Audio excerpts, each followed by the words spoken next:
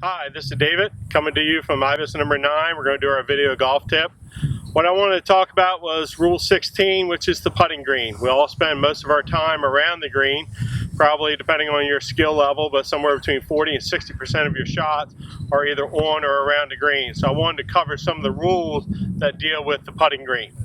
All right, now that we're talking about the putting green, what we have to really understand is the ball on the green? How do we know? It's pretty simple. I've got 3 balls down here, and the rule simply states that if any portion of the ball is touching the green, the ball is considered on the green. If you look at this one over here, you can clearly see that it's in the collar. This is not on the green.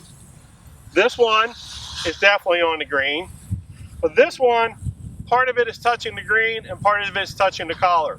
So by the rules of the game, it's important to know that ball is on the green.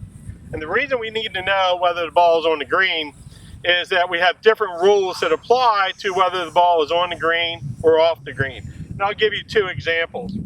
If you were to hit your putt and you decided to leave the flagstick in and you hit it and the ball strikes the flagstick, is that a penalty? Yes or no?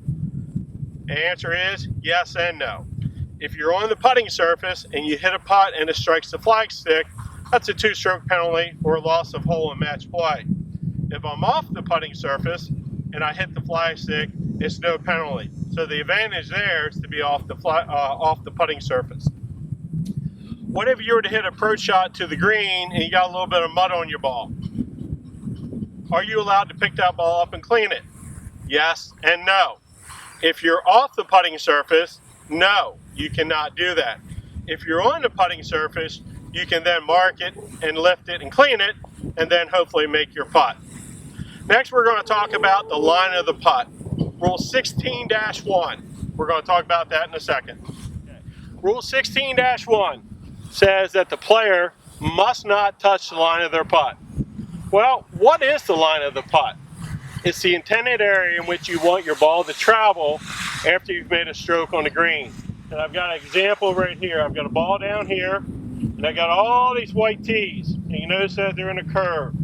That's the intended line which I think this putt's going to go. I think it's going to break from my right to left, maybe 8 inches to a foot. So that would be my intended line of putt. It's not a straight line from the flagstick to the hole. And you'll notice that I got this tee right here. I don't have it going beyond the hole because the line of your putt actually stops at the hole. All right, so once again, you cannot touch the line of your putt, but you know what? Maybe we can. According to the rules of golf, there's 7 times that you can touch the line of your putt and not get penalized. How many do you know? Let's find out. All right, hopefully all of you know that we have the answer to these 7 times that you can touch the line of the putt, but I'm just going to remind you in case you forgot. First is measuring. If I accidentally touch the line of the putt trying to measure who's closer to the hole, Joe Smith or mine, that's not a penalty because whoever's further away has the honor to play. Second is when we are marking our golf ball and we are lifting it to take it out of play, or we are returning it to put into play. This kind of action, if I touch the line of my putt, there's no penalty. The third one is to remove a loose impediment. What is a loose impediment? It is a natural object. So right here I've got some rocks and I've got a twig and I got a leaf. Well, I'm allowed to touch the line of the putt when I'm removing them. Next, a ball mark. I'm allowed to tap that ball mark down, and if I touch the line of the putt, no penalty. Next, we've got movable obstructions. Now, what's a movable obstruction? It's something that is man-made.